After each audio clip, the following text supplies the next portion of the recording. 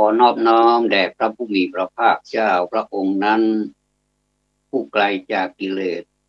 ตรัสรู้ชอบได้โดยพระองค์เองด้วยเสียงกล้าวขอความเจริญในธรรมจงบังเกิดแด่ท่านผู้ฟังทุกท่านยินดีต้อนรับเข้าสู่รายการจำนันจาในวันนี้โชคดีนะครับที่เรายังมีลมหายใจอยู่นับว่าเป็นความโชคดีอย่างประเสริฐเป็นโชคที่ไม่มีโชคอะไรที่จะเท่าแม้จะได้รับทรัพย์มหาศาลหรือว่ามีโชคยิ่งใหญ่ที่มนุษย์สมมุติว่าเป็นโชคเช่นการได้รับทรัพย์มหาศาลได้รับยศถาบรรดาศักดิ์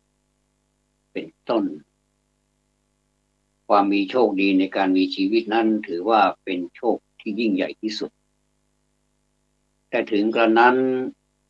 ถ้าเราจะเพิ่มเติมความมีโชคดีของเรานะครับผมว่าทางที่ดีเราควรศึกษาพระธรรมของพระสัมมาสัมพุทธเจ้าเพิ่มเติมเสริมแต่งในความเป็นผู้มีโชคดีเพราะว่าความเป็นผู้มีโชคดีนั้นมิใช่ที่จะได้มาแบบฟรีๆหรือไม่ได้ทำอะไรเลยอย่างที่คนหลายคนเข้าใจว่าอยู่เฉยๆดีกว่าไม่ต้องทำอะไรเดี๋ยวมันก็มาเองต้องขวนขวายนะครับต้องขวนขวายในความเป็นผู้มีโชคดีถือว่าเราเกิดมาเป็นมนุษย์ถือว่ามีชัยชนะอันยิ่งใหญ่และเราก็ไม่ทราบว่าเราจะได้เกิดมาเป็นมนุษย์อีกหรือเปล่าดังนั้นจึงขอเชิญชวนทุกท่านที่รู้ธรรมะของสมเด็จพระสัมมาสัมพุทธเจ้าแล้วยังนะครับเรายังไม่ถึงจุดที่จะอิ่มตัวเราควรที่จะขวนขวายไปเรื่อยๆจนกว่าชีวิตของเราจะหาไม่ถ้าเราตายไปแล้วหรือว่าเราสิ้นไปแล้วจากโลกนี้จะเป็นอะไรนั้นก็แล้วแต่ว่าความภูมิใจที่มีติดตัวเราไปเอาอย่างนี้ดีกว่าในขณะที่เรายังมีชีวิตอยู่เราภูมิใจเราไม่ทำถึงเราไม่ทำความดีแต่เราก็ไม่ได้ทำความชั่วให้กับใครแต่ถ้าเราไม่ทำความชั่วด้วยและทำความดีด้วยอีกทั้งหลักพระพุทธศาสนาเติมเข้าไปอีกก็คือทำจิตใจให้ผ่องใสด้วยวิเศษนะครับเอาอะไรมาแลกก็ยังไม่เอาเลยทรัพย์สมบัติที่เราได้มานั้นเป็นเรื่องที่จิ๊บจ้อยมากที่สุดในความรู้สึกของผมในส่วนตัวนะครับไม่ได้ดูถูกดูหมิ่นเงินทองแต่ว่าธรรมสมบัติที่เราได้มานั้นเป็นสิ่งที่ประเสริฐยิ่งกว่าดังนั้นการที่เราได้มาขวนขวายหาธรรมะไม่ว่าจะโอกาสอะไรก็ตามเก็บเล็กผสมน้อยนะครับถือว่าเป็นสิ่งที่ดีแล้วถ้าผู้ใดมีเวลามากก็สามารถที่จะปฏิบัติได้มากท่านเรียกเป็นภาษาว่าท่านเป็นอุบาสกผู้เข้าใกล้พระรัตนตรัยหรือว่าพระโยคาวจรครับหรือว่าเป็นผู้ปฏิบัติที่สูงไปอีกระดับหนึ่งแต่เราท่านชาวบ้านทั้งหลายก็อยู่อย่างนี้นะครับทำงานไปด้วยไม่ต้องทิ้งงานครับไม่ใช่ทิ้งงานแล้วมาปฏิบัติธรรมอย่างเดียวไม่ได้ผลนะครับเพราะว่าเราอยู่ด้วยการยังมีชีวิตอยู่ด้วยอาหารครับเพราะว่าการที่เราจะมีกำลังปฏิบัติธรรมนั้นจะต้องมีกำลังกายด้วยไม่ใช่ว่าจะมีแต่กำลังใจอย่างเดียวดังนั้นต้องควบคู่กันไปชาวโลกก็ทำมาหากินไปตามแบบชาวโลกถ้าเราเป็นชาวธรรมแม้แต่ชาวธรรมก็อยู่ด้วยเพราะอาหารเหมือนกัน แต่ว่าท่านปฏิบัติที่เป็นพิเศษมากกว่าคนธรรมดาทั่วไปถ้าใครสนใจแบบไหนก็เลือกได้เพราะ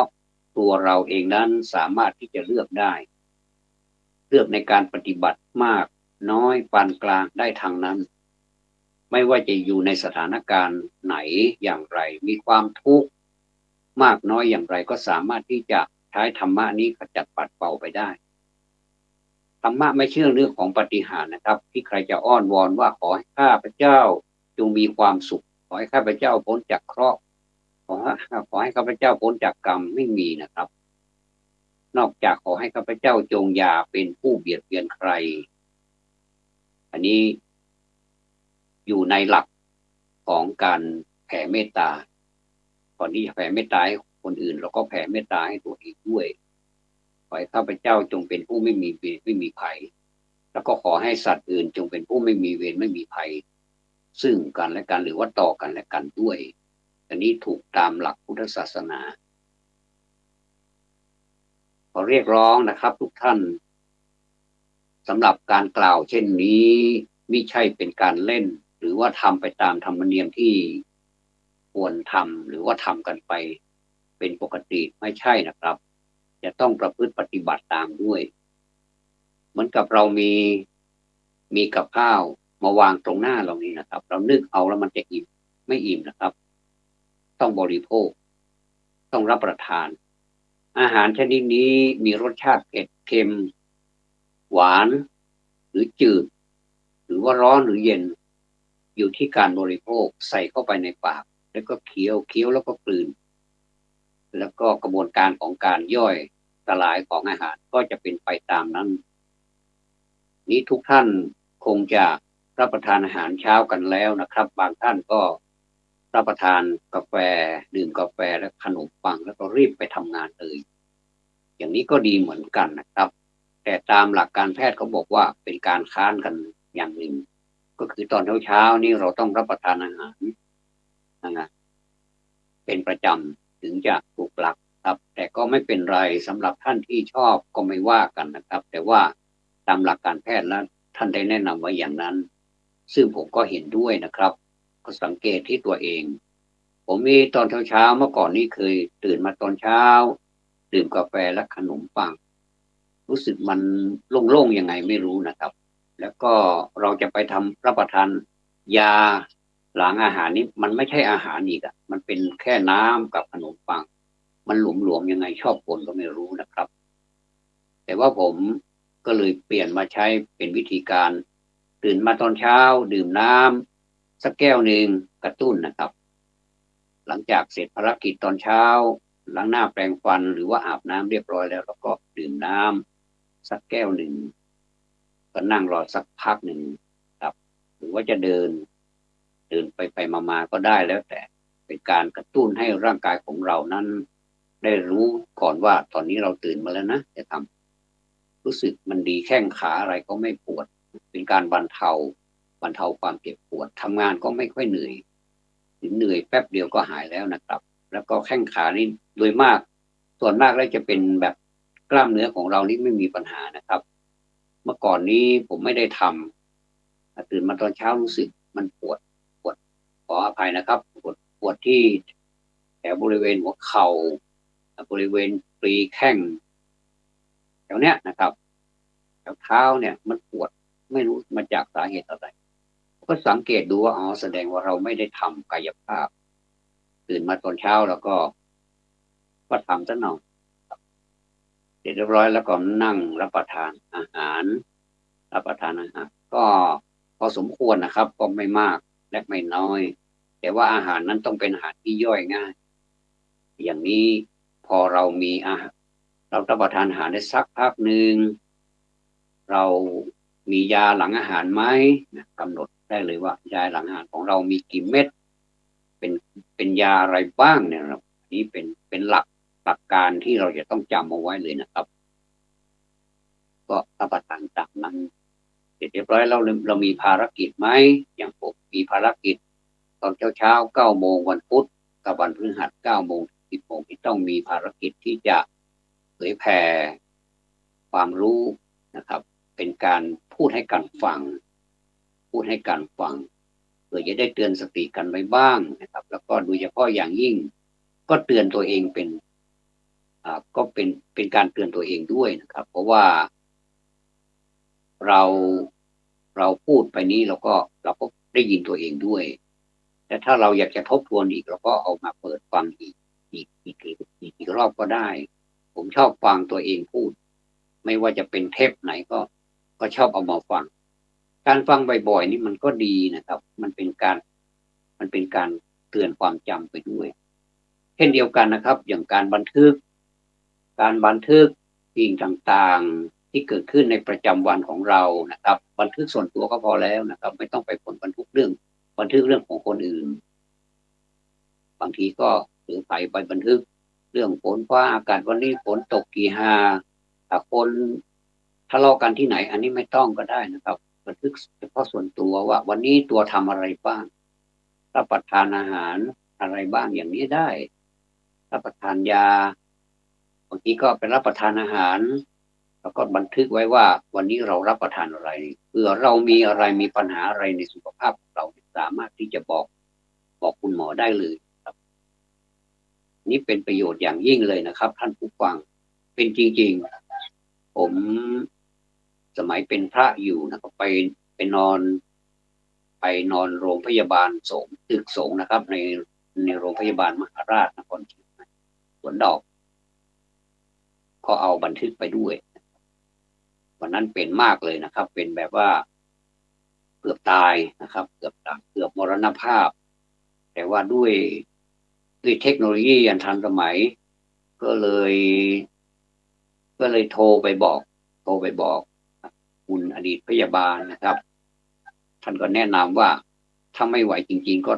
ก็โทรบอก1669ผมก็ได้สติทันทีว่า1669นี้เขาสามารถที่จะมารับเราไปได้ก็พอเขามาถึงก็ขอไปส่งอาตมาที่ห้องฉุกเฉินเลยสวนดอกเขาก็วิ่งปื้ดเลยนะครับไปเลยแล้วก็รอดมาได้ก็เพราะว่าองค์กรเหล่านี้เป็นผู้ช่วยเหลือเราขอบพระคุณย้อนหลังนะครับขอบพระคุณย้อนหลังถ้าเป็นพระก็ขออนุโมทนาย้อนหลังด้วยที่ญาติโยมทั้งหลายได้ช่วยอาตมาอย่างเงี้ยนะครับเราเป็นหนี้บุญคุณนะครับเป็นหนี้บุญคุณที่เราถ้าไม่มีท่านเหล่านั้นช่วยเราก็คงตายไปแล้วครับเรื่องความตายเป็นเรื่องปกติแต่ว่าถ้าเราช่วยเหลือตัวเองได้ไม่ให้ตายนี่มันก็ได้นี่สามารถไม่ให้ตายได้เพราะมันยังไม่ถึงเวลาตายแต่ถ้าเวลาตายมาแล้วนะครับยังไงมันก็ต้องตายอยู่ดีเพราะฉะนั้นพระพุทธเจ้าท่านสอนเรื่องนี้แหละเป็นเรื่องเกิดแก่เจ็บตายไม่ได้ไปไหนหรอกแล้วก็ทำยังไงให้จิตใจแจ่มใสแล้วก็ปฏิบัติธรรมอย่างไรให้มันสำเร็จเท่านี้เองโดยมีเครื่องมืออยู่3ประการคือศีลสมาธิปัญญาเพื่อกำจัดอะไรเพื่อกำจัดโลภโกรธหลงเท่านั้นเองนะครับแต่ที่เราพูดเนี่ยมันพูดง่ายว่าเท่านั้นเองแต่มันไม่เท่านั้นนะครับมันจะต้องฝึกฝนกันให้มากฝึกฝนกันชนิดที่ว่าแบบพระเอกหนังจีนเลยนะครับแบบพระเอกหนังจีนเราดูหนังจีนนี้เรานึกถึงการปฏิบัติธรรมมากถ้าเราเอามาผนวกหรือว่าเอามาประยุกต์ใช้ด้วยกันเนี่ยมันเป็นเรื่องที่น่าพูดมากเลยครับอย่างผมไปดูหนังจีนเรื่องนึงดูนี้เป็นการดูเป็นการศึกษานะครับเป็นกรณีศึกษาเราก็ได้รับการบันเทิงไปด้วยสนุกสนานไปด้วยแล้วก็ได้รับความรู้ไปด้วยสิ่งใดที่เราจดไว้ได้เราก็จดเพราะว่ามันเป็นคำที่น่าจดไว้นะครับเป็นคำที่แบบพึงพอใจแล้วก็ประทับใจอย่างนี้เราก็จดไว้นะครับการต่อสู้กันความจริงผมก็ไม่ค่อยชอบการต่อสู้หรอกแต่ว่าถ้ามันบังคับกันแล้วมันก็ต้องทำนะครับเหมือนเราถูกกิเลสบังคับให้เราต่อสู้มันท้าทายนะผู้ที่รับการท้าทายผู้หนึ่งผู้เดียวในโลกนี้ก็คือพระพุทธเจ้าท้าทายพญามารทั้งหลายก็ท้าทายตั้งแต่การแย่งชิง ที่อยู่ที่ประทับของพระองค์ท่านว่าเป็นที่อยู่ของตนแล้วก็ไล่ให้ไปอย่างนี้พระพุทธเจ้านี่ท่านมั่นคงนะครับบอกว่าท่านเอาอะไรมาเป็นพยานพระปิยมารถามว่าท่านเอาอะไรมาเป็นพยานก็ชี้ไปข้างล่างอันนี้เป็นตำนานใช่ไหมก็ปรากฏแม่พระธรณีขึ้นมาแล้วก็ระบายน้ำที่มวยผมท่วมพยามารตายกันแล้วก็พ่ายหนีพ่ายไปพ่ายไปพ่ายแพ้ไปเนี่ยนะครับคือผู้ที่ได้รับการท้าทายคนแรกในโลกหนึ่งเดียวเท่านั้นก็คือพระพุทธเจ้าไม่มีสองนอกนั้นก็จะเป็นพระปัจเจกพุทธเจ้าก็ดีเหมือนกันนะประเสริฐเหมือนกันแต่ว่าพระปัจเจกะก็คือไม่ยุ่งกับใครไม่สอนใครแต่ว่าไปปลดคนนี้ไปเหมือนกันนะอย่างเราได้ไปศึกษาในธรรมบทนะครับมีพระปัจเจกพุทธเจ้านี่เยอะแยะไปหมดเลยแต่ว่าไม่ค่อยสอนใครแต่ว่าทำเป็นตัวอย่างแล้วก็มารับบิณฑบาตเหมือนกันก็มีนานทีก็มาโปรดแต่ไม่บ่อยเหมือนพระพุทธเจ้านี่ทุกวันแต่วันหนึ่งนี่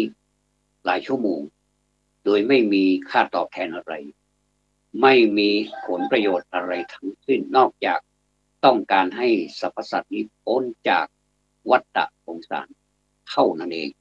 ก็พอพระทัยแล้วครับอันนี้คือความแตกต่างพระปัจเจกพุทธเจ้าเท่าที่ผมได้เรียนมาผ่านตานะครับว่าท่านออกจากนิโรธสมาบัติแล้วท่านก็ไปบิณฑบาตแต่ก่อนที่จะไปบิณฑบาตนั้นท่า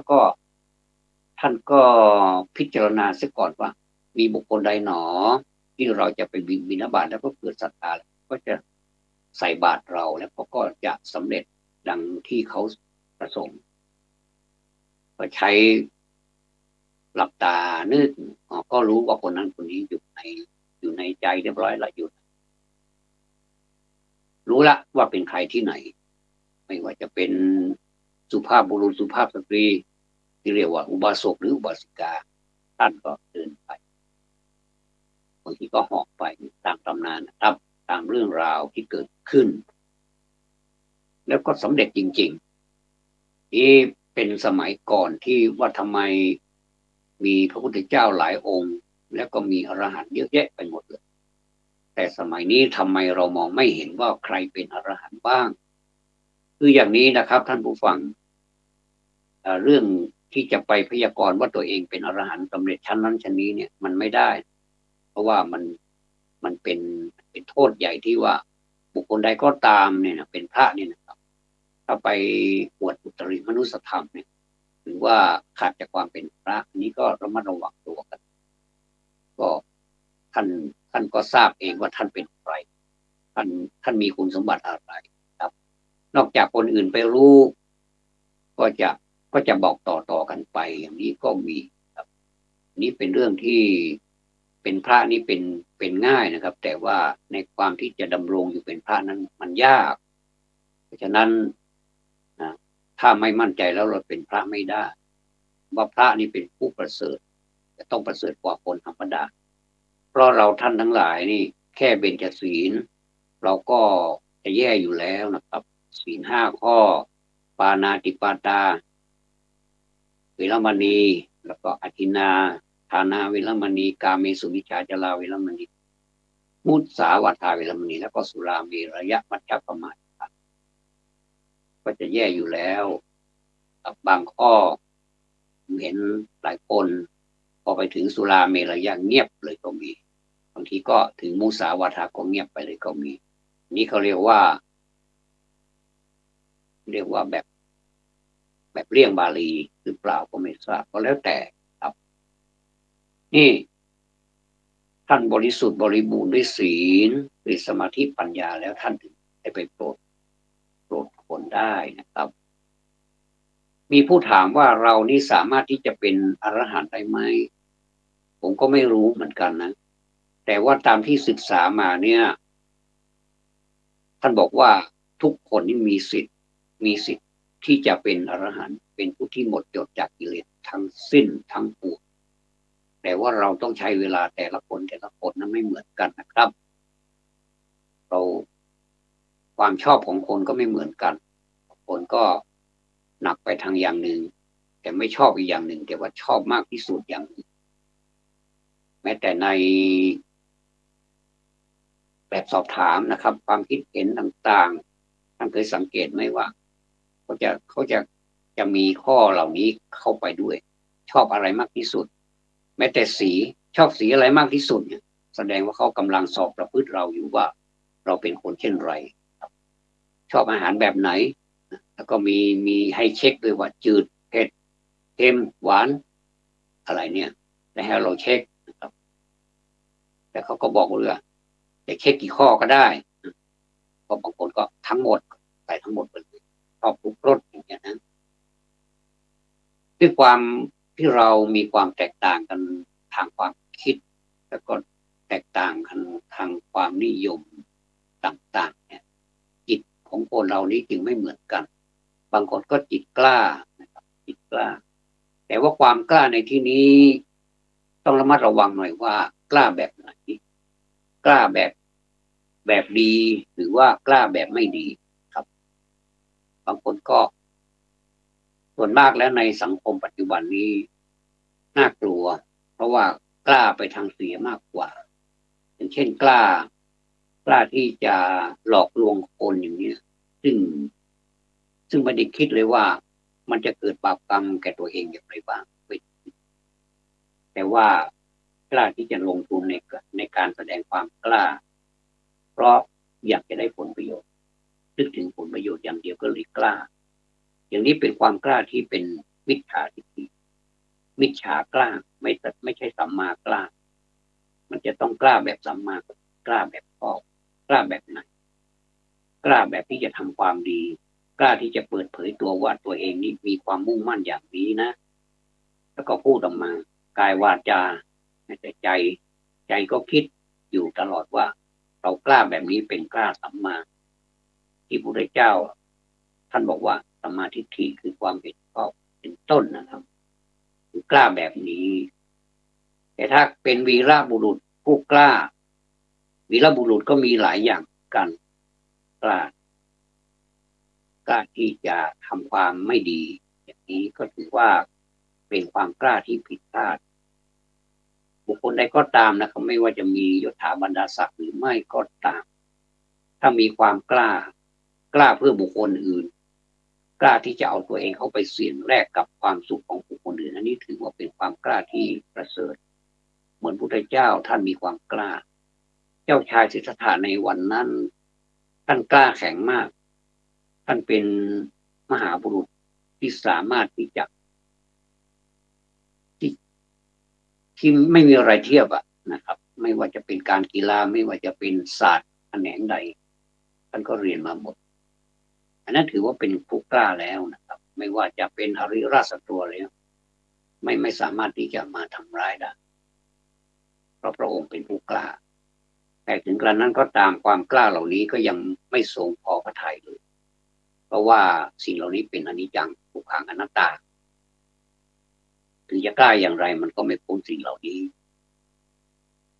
พระองค์ท่านก็เลยมีความคิดมากไปกว่านั้นก็คือกล้าที่จะออกไปสู่โลกภายนอกคือความกล้าที่จะทิ้งราชสมบัติทิ้งลูกทิ้งเมียทิ้งทุกสิ่งทุกอย่างความสุขสบายภายในวังก็สบายทำไมจะต้องไปหาความทุกข์อีกเล่าถ้าเป็นคนธรรมดาก็จะคิดแบบนี้แต่พระองค์ท่านไม่ได้คิดแบบเราท่านบอกว่าสิ่งเหล่านี้ก็ซ้ำแล้วซ้ำอีกไปมาก็อยู่ที่เก่าวนอยู่นั่นแหละพุทธเจ้าอันนี้คือพุทธเจ้าผู้กลางเนี่ยพูดถึงการต่อสู้ที่ดูมาจากหนังจีนนะครับการต่อสู้แบบวิทยายุทธถึงแม้ว่าจะเป็นการสร้างภาพขึ้นมาว่าอาจจะใช้เทคโนโลยีอะไรช่วยนะเราก็รู้อยู่นะครับแต่ว่าดูแล้วมันเพลิน แต่ในขณะที่เพลินเราก็ใช้ความรู้เพื่อเราจะได้ไปพูดกับคนอื่นบ้างว่าการต่อสู้ด้วยวิทยายุทธเนี่ยอันสูงเนี่ยแสดงว่าคนนั้นน่ะเขาใช้ความวิริยะความอุตสาหะมามากและโดยเฉพาะอย่างยิ่งที่สำคัญก็คือใช้เวลาในการที่จะได้มาซึ่งวิทยายุทธนะวิทยายุทธต่างๆครับเป็นการใช้ทั้งกำลังกายและก็กำลังสมองผมเห็นพระเอกหลายท่านก็ได้ดูนะครับว่าเวลาพระเอกจะฝึกวิทยายุทธนี้จะมีโอ่งใช่ไหมครับจะมีโอ่งตั้งเรียงรายกันเป็นแถวเยอะแยะครับเป็นร้อยลูกขออภัยนะครับเป็นร้อยลูกแล้วก็พระเอกก็ยืนอยู่บนโอ่งยืนอยู่บนโอ่งโดยไม่ใช่ใช้ขายืนนะครับใช้แขนทั้งสองข้างยืนแทนขาเสร็จเรียบร้อยแล้วก็ก็ใช้ความพยายามใช้วิชาที่ได้ร่ำเรียนมาจากครูบาอาจารย์นะครับ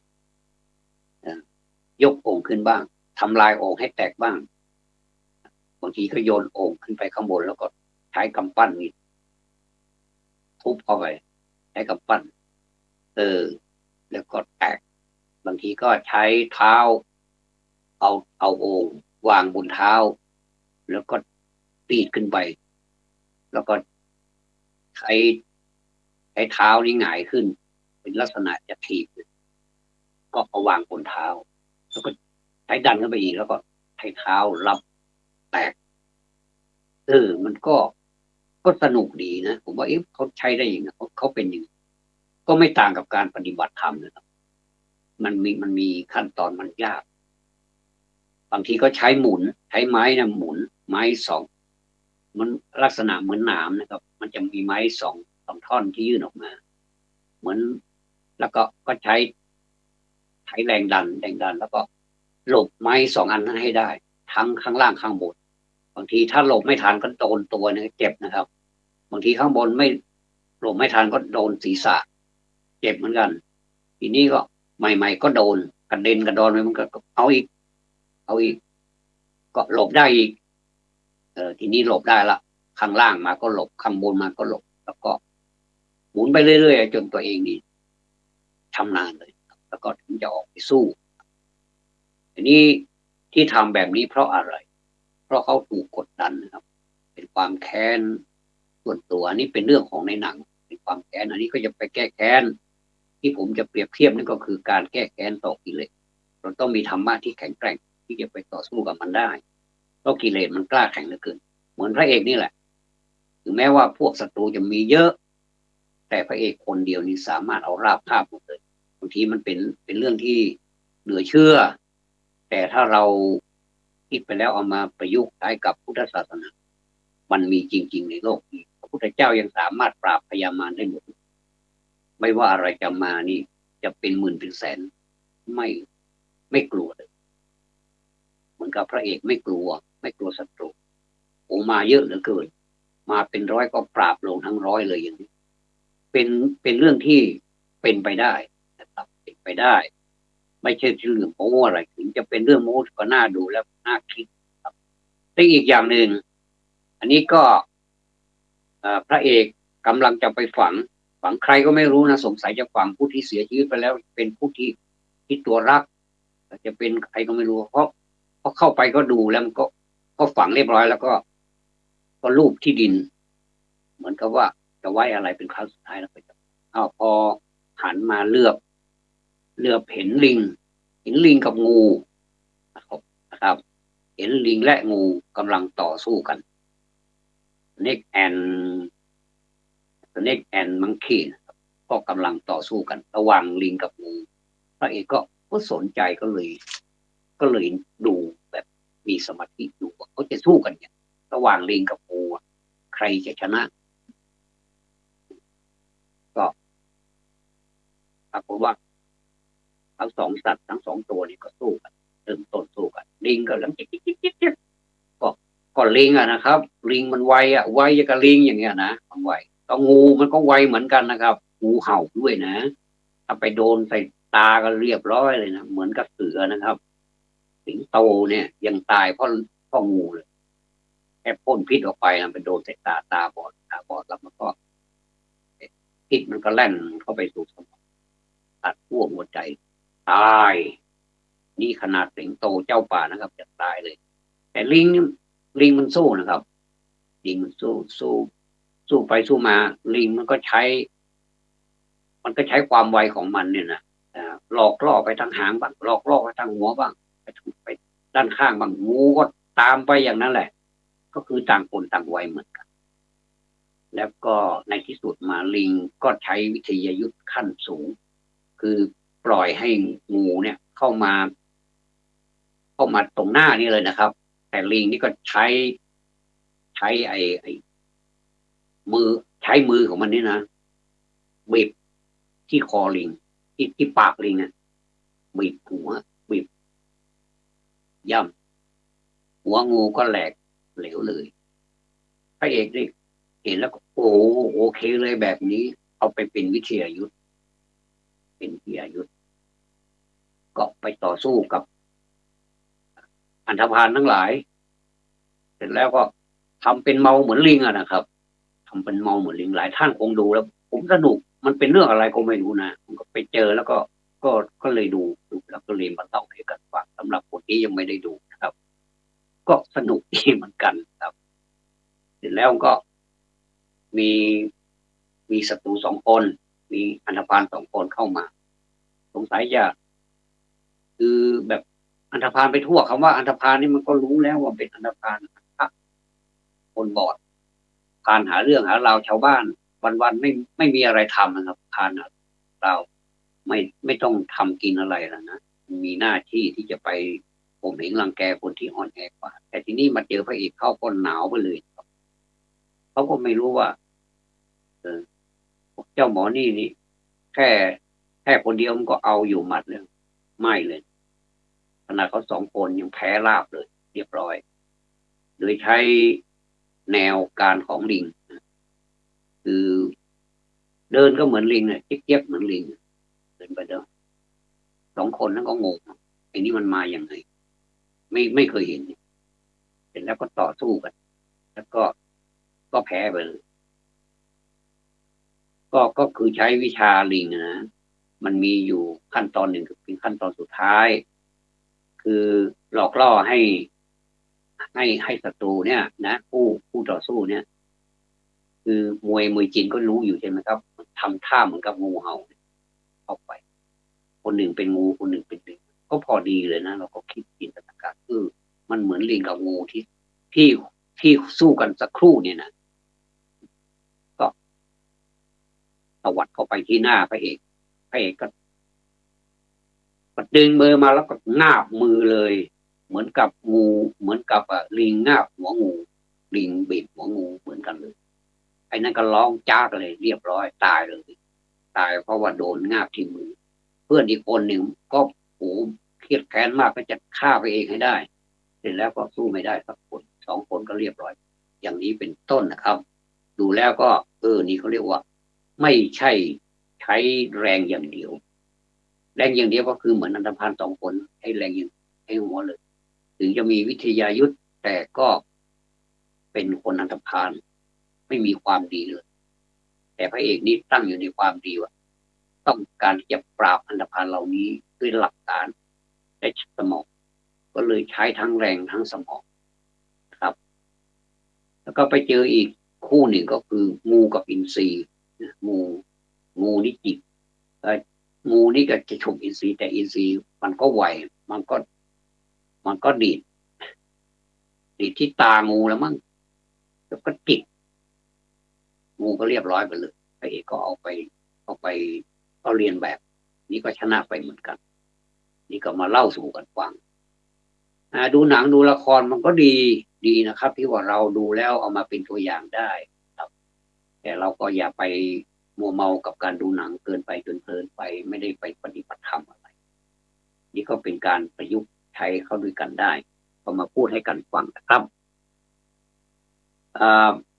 ผมมีอีกเรื่องหนึ่งที่จะพูดให้ท่านผู้ฟังอ่ารายการนี้เป็นรายการที่พูดไปเรื่อยๆโดยที่ไม่มีอะไรคิดนึกคิดอะไรขึ้นมาก็พูดครับก็จะมีเพลงหนึ่งว่าคนเรานี้ทุกวันนี้มีแต่คนผิดหวังเพราะว่ามองตัวเองว่าเป็นคนผิดหวังก็ผิดหวังไปเรื่อยๆถ้ามองตัวเองว่าเป็นคนสมหวังก็จะสมหวังไปเรื่อยๆบางทีมันก็ผิดหวังจริงๆครับจนร้องออกมาเป็นเพลงซึ่งเป็นเพลงที่นักร้องนะครับนักร้องไทยของเราซึ่งได้จากไปแล้วครับผู้นั้นก็คือแหบเสน่ห์แหบเสน่ห์นั้นหลายท่านนึกภาพได้เลยพอพูดถึงแหบเสน่ห์เป็นผู้ชายครับก็จะรู้เลยว่าเป็นพี่เป้านั่นเองพี่เป้าสายันสัญญาหนุ่มนาสุพรรณผู้ที่ทุบขึ้นมาเป็นซุปเปอร์สตาร์นะซุปเปอร์สตาร์ซุปเปอร์สตาร์ซุปเปอร์สตาร์ชั้นหนึ่งแล้วก็แนวหน้าของไทยในสมัยนั้นนะครับก็คือครูชนทีทานทองนั่นเองซึ่งในสมัยนั้นครูชนทีทานทองก็จะกลับบ้านเหมือนกันท่านบอกว่าอกหักมาจากกรุงเทพก็จะกลับบ้านไปทำงานที่บ้านดีกว่าอย่างนี้ก็มาแวะที่ปั๊มน้ำมันที่พี่เป้าทำงานอยู่ก็ร้องเพลงไปด้วยเนี่ยอารมณ์ดีก็ครูชนทีนี่คือตรองตรองคนออกครับดูคนออกว่าคนนี้นี่น่าจะเป็นนักร้องที่เขาปั้นได้ก็เลยเพราะถามว่าไอ้น้องจะเอาไหมนี่เพลงเนี่ยจะให้ร้องฟรีเนี่ยก็เอาครับเอาก็เลยร้องตั้งแต่วันนั้นเป็นต้นมาคนที่รักเพลงลูกทุ่งแล้วฟังเพลงลูกทุ่งเป็นชีวิตจิตใจก็จะรู้จักคำว่าสายันสัญญาครับที่เสียงเขาแหบเนี่ยเสียงพี่เป้าแหบนี่เพราะว่าได้ข่าวว่าเขาไปตัดที่คอก็เลยกลายเป็นเสียงแหบตั้งนั้นมาก็เลยกลายเป็นเมื่อก่อนนี้จริงๆก่อนนั้นนี่เสียงใสมากปิ้งเลยนะครับอย่างไรก็ตามเพลงหลายเพลงที่เขาร้องมาเนี่ยเป็นเพลงที่ดังทั้งนั้นเลยไม่ว่าชุดไหนตอนชุดไหนก็ดังนี้พูดถึงเผื่อไปถึงลูกทุ่งท่านอื่นด้วยนะครับว่าเพลงไทยนี้ก็มีความเป็นอมตะตั้งแต่สมัยไหนมาแล้วก็มีเป็นชุดแต่ละท่านสามารถถ่ายทอดให้พวกเรามีความเข้าใจเนื้อเพลงนะครับผมอาจจะร้องเป็นเพลงสักเพลงหนึ่งให้ผู้ท่านผู้ฟังได้ฟังกันครับพอมีเวลาอยู่ครับจากไปแล้วไม่เคยลืมคอนเจ้าไม่ย้อนหวนคืนกลับหลังทิ้งใครคนหนึ่งให้รำพึงผิดหวังเจ้าทิ้งรุงรังที่เจ้าเคยนั่งเคยนอนจากไปแล้วเหมือนดังสายลมเจ้าใจขมแค่ลมเว้าวอนเหมือนดังดวงจันทร์ส่องแสงอันสุนทรแต่กลับถูกตัดตอนเพราะมีเมฆหมอกมาบางบอกให้รู้ว่าฉันคือคนอกหัก ถูกผู้หญิงตัดรักนี่แหละคนผิดหวังเหมือนจะร้องไห้เหมือนจะดีใจเหมือนคนคลุ้มคลั่งคนที่มีความหลังมักจะนั่งใจลอยจากความหลังเหมือนดังละคร ไม่อาจย้อนถอนไม้ถอยให้มันพ้นผ่านไปกับการรอคอยโทษของคนบุญน้อยที่คอยแต่ความผิดหวังบอกให้รู้ว่าฉันคือคนอกหัก ผู้ผู้หญิงตัดรักนี่แหละคนผิดหวังเหมือนจะร้องไห้เหมือนจะดีใจเหมือนคนคลุ้มคลั่งคนที่มีความหลังมักจะนั่งใจลอยจากความหลังเหมือนดังละคร ไม่อาจย้อนถอนไม่ถอยให้มันพ้นผ่านไปกับการรอคอยโชคของคนบุญน้อยที่คอยแต่ความผิดหวังที่เป็นเรื่องราวของคนผิดหวังแต่เราถ้าจะแก้แบบธรรมะของพระพุทธเจ้าเราไม่ให้ผิดหวังก็ได้ ถ้าสมมุติว่าเราผิดหวังเราก็คิดว่าสิ่งนั้นเป็นสิ่งที่ไม่จีรังไม่ยั่งยืนเป็นสิ่งที่เป็นทุกข์เป็นสิ่งที่ไม่ใช่ตัวเราเท่านี้ก็สามารถที่จะผ่อนคลายความทุกข์ไปได้นะครับขอกราบขอบพระคุณท่านผู้อำนวยการท่านพระครูสมุขสุวัฒน์ภรกิจโจที่ให้โอกาสกระผมได้นำเสนอรายการจำนันจาซึ่งเป็นปกิณกะเนื้อหาสาระเป็นต่างๆนานาก็คงจะเป็นประโยชน์กับท่านผู้ฟังบ้างนะครับขอนำรายการนี้จากท่านผู้ฟังไปก่อนนะครับขอความสุขความสวัสดีในธรรมจงมีแด่ท่านผู้ฟังทุกท่านขอบพระคุณและสวัสดี